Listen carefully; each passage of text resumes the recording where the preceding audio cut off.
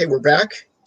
We are with Dr. Krajcikian from the Cleveland Clinic with actually a unique presentation that I don't think has been presented before in the past.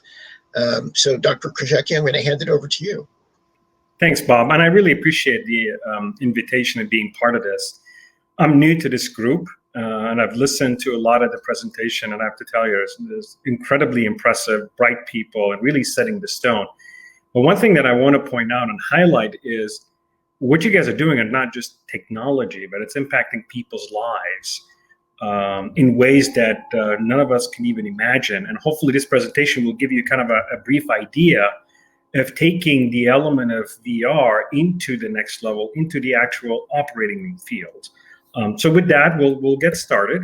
So I thought I'm not going to do a lot of slides where there's a lot of text, but we're going to actually show a lot of videos that incorporate the VR element. So we give a little bit of background about myself, some surgical principles, how do we apply them in VR, some historical perspective. We'll talk about how VR is kind of focused on, in our world, into the element of facial trauma, tumor, cancer, reconstruction, and surgery. And we'll talk about some facial deformities and what do I see the outlook in the future into the VR and surgery. So my background is I went originally to dental school in Boston, and I did my medical school in Philadelphia. I did my surgery training in Pittsburgh. And then we moved to the clinic, moved to Cleveland, Ohio. And some of the current and past affiliation academically were, with the Cleveland Clinic. I was there for about a decade almost, 10 years. Some affiliation with Tufts, Metro Health, and Case Western as well. So most patients or most people don't know what maxillofacial surgeons do. So I thought I'll go over a brief description of what really it encompasses. We deal with facial trauma, we deal with corrective jaw surgery, we deal with TMJ-based surgery and replacement, cleft lip and palate, cosmetic, implant, pathology and cancer. And we're going to talk about how we're bringing VR into almost day-to-day integration. But we can't go unless we identify some of the breakthroughs that really led to this. We'll start with 1972, where Hounsfield really initiated the development of the CT scan, which kind of revolutionized our ability to look inside the body and identify pathology and disease. CBCT is a lower grade dental CT scan that's kind of done in the office, significantly cheaper. 3D printing got into head and neck around 2006. VSP, which is virtual surgical planning, which we'll highlight, in 2012. And FDA gave approval for using VR in surgery with Immersive Touch, company that we're utilizing the software for these applications. The traditional way of evaluating patients, which is still today by most surgeons, is really looking at a two-dimensional CT scan, looking at it slice by splice. And if you're lucky, the radiology department might give you a 10-second video clip of a 3D rendering of the skeleton, if it was for head and neck, for example. And for us, being a maxillofacial surgeon and having a dental background, we do a lot of facial analyses. We look at the position of the nose, the lip, the chin, lower jaw.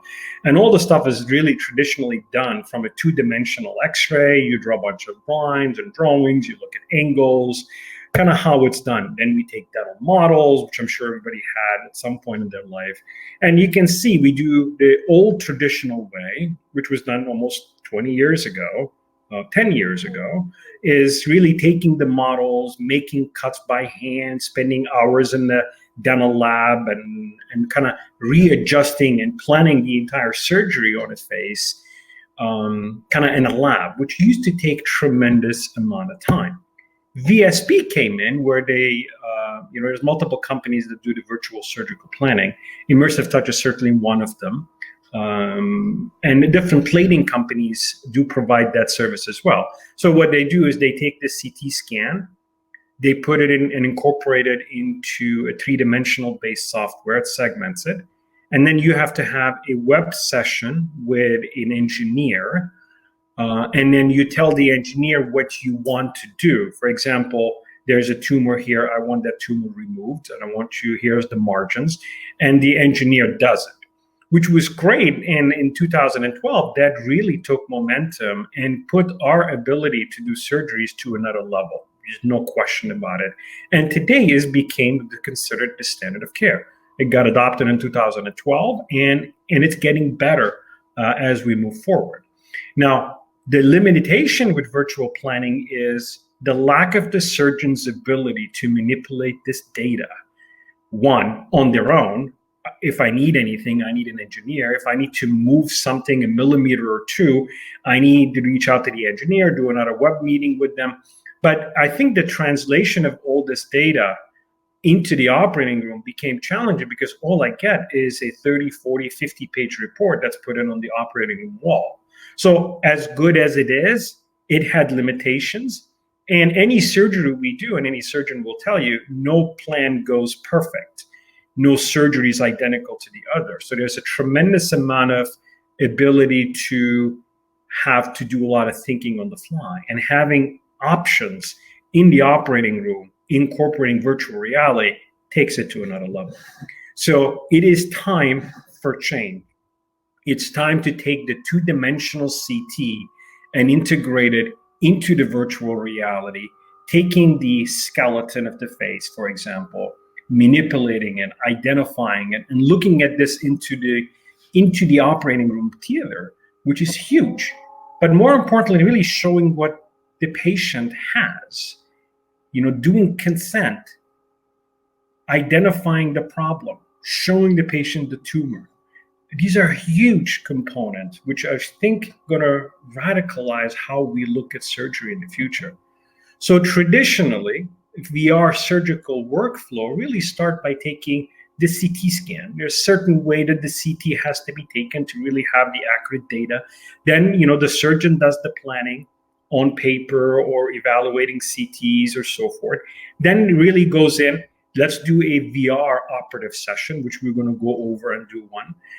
Actual surgery, take the VR, do and compare it to after surgery. Did we really meet the objectives? Did we really get the outcome we wanted? And do the quality assurance, and adding AI into the picture down the road, looking the before and after across different specialists, different markets, different hospital setting. So the data is going to be remarkable at the end to translate and really improve patient quality and outcome. So we're going to go through sample cases. This is a patient that walked in about a year ago.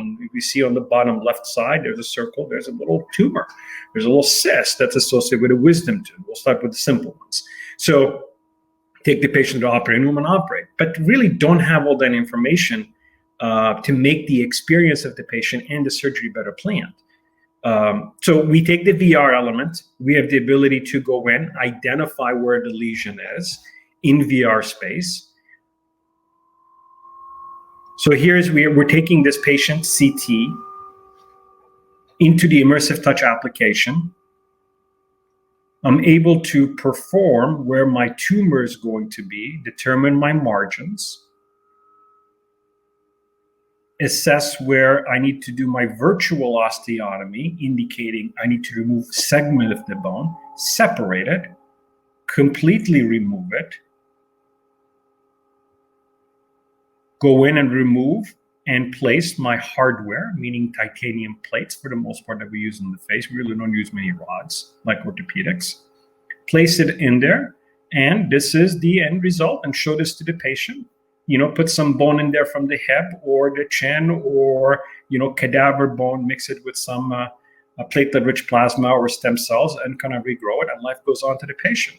But the ability to do this in VR is huge component, adding 3D printing ability, and down the road when we can start making custom titanium plates 3D printed, which is coming, I think that's going to be a game changer. Here's a little bit more of an advanced case. Here's a patient that has a significant tumor or a cancer in a certain part of the jaw. We have the ability to go resect, identify where I'm going to take it from one part to the other. Now, in this case, we do this for a lot of cancer patients. We're going to take a segment of the bone from the leg to rebuild it.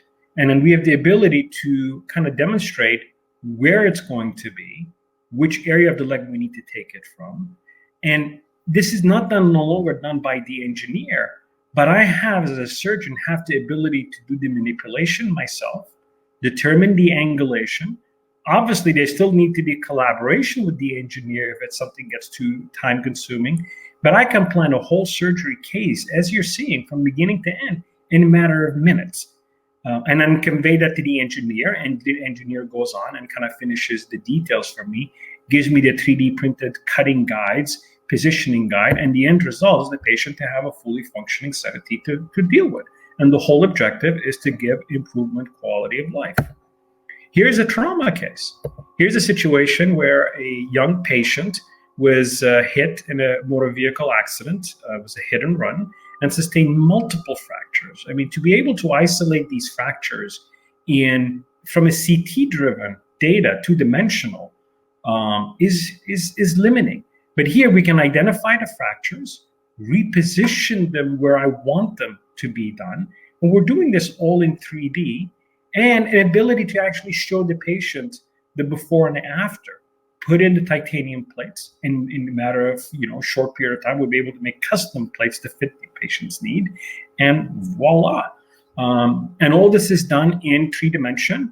But the beauty of it is I can take this with me to the operating room, which we'll talk about at the end, is I can unscrub in the operating room, put my VR Oculus headset with my laptop, manipulate the data, looking at it from all the prep work that we've done prior to surgery, and see if it really made sense or if I need to modify it. So here's an example, and I'm going to extensively spend some time on this. There's a girl that has a deformity. She has a facial deformity. She's complete arthritis of her temporomandibular joint disease, which completely eroded. That's why there's no evidence of any chin. And her mid-face, her position from her forehead to the lower, to the upper jaw, is long. That's why she has a very gummy smile. So I'm going to walk you through, what we did. So we did the CT scan. Here we're doing a session with the patient where we're doing an explanation of what's the issues are identified with the red arrows. There's complete resorption of the jaw joint on the right side and the left side. So we're identifying the problem. And here we do all our measurements. And the software is still getting better and better and better. We have our ability to measure angles, positions, and overlay the skin on top because, the skin follows where the bone is. So it's important that we understand the correlation and the relationship. We can look at something called the Frankfurt horizontal line and look at certain angles based on what an average appropriate population position of the chin should be. And in this case, it is pretty retracted backward and about 25 millimeters. If I want an engineer to do that, yeah, they can do it for me, but I have full control over this. And now I have the option of doing my virtual osteotomy. I can plan how this is going to happen. Patient didn't have a chin, not a problem. I'm going to plan my osteotomy virtually. I'm going to separate it. Now, we know she had a very long face, so we're going to take a segment of her upper jaw out. So we're highlighting the segment we need to do our osteotomy. The same thing with the upper jaw. We're taking her condyles out to replace the total joint. And now we have the ability to take a measurement. It's like, okay, here's my nerve that's in the chin. Here's my cut that needs to be done to the chin. Are we within appropriate measurements based on my plan? Does everything seem to be correlating correctly and appropriately? And let's kind of start performing the surgery. And the surgery in virtual world will be, in her case, is going to be taking part of the upper jaw out, taking the upper jaw now that's left, resuspending it back in at the angles and position that we want. Same thing with the lower jaw, moving the chin forward. Next is going to be, I like it. Gives me a good overall overview of this. We're going to go in and remove the diseased condyle, the arthritis. Now here I have the option of, identifying the plates I want based on the bone thickness. One on the right, one on the left. And obviously convey this to the patient as they're preparing for this long surgery. In her case, it was about 7 to 8 hours long. We have the ability, when we do the plan, is we correlate, we communicate with the engineering team at these companies. In our case, it was Immersive Touch, who really pioneered this. And they're the only one, as far as I know, in the world that's doing this. They can 3D print the guides for us that tells me exactly where I need to do my osteotomy. And here's kind of the 3D end result of what it's going to look like. A completely condyle in the right position, and the modification that we need to do to make it fit. And that's kind of the before and the after, kind of a face front view. And this is the side view. So with that, I think there's a tremendous benefit to what VR and AR can bring to the picture. And I think there's going to be definitely shortened duration of surgery, improved patient outcome, reduced hospital stay, reduced cost, and it's going to really improve the surgical techniques that we've been following for years. And in situations where we have underdeveloped countries, we can really walk them to doing these surgeries very quickly and very easily. Where I see the future, as AR and XR kind of gets incorporated into our field, the ability to 3D print guide, that will be completely out, because I can project it with significant accuracy. If the headset becomes very accurate with three-dimensional analysis into the surgical field, where it tells me where I need to cut. Integrating AI into this will start to alert me. It's like, okay, you're going to be doing this screw here. By the way, you only need a 10. You have a 12 in your hand. You probably want to shorten it so you don't go into vital structures. Give me some warnings if my cutting and my positioning of things are outside the planned boundaries, identifying certain vital structures, digital dental occlusion where the jaw articulates into the right place, and kind of, doing this remote intraoperative surgical collaboration on very rare cases that patient doesn't have to go from one part of the world to another just because there's one surgeon there that's only done them. But we can really help train and elevate into this. And, special thanks to Immersive Touch to really bringing this technology into place. And these are some of the early adopters. And with that, I'll take any questions.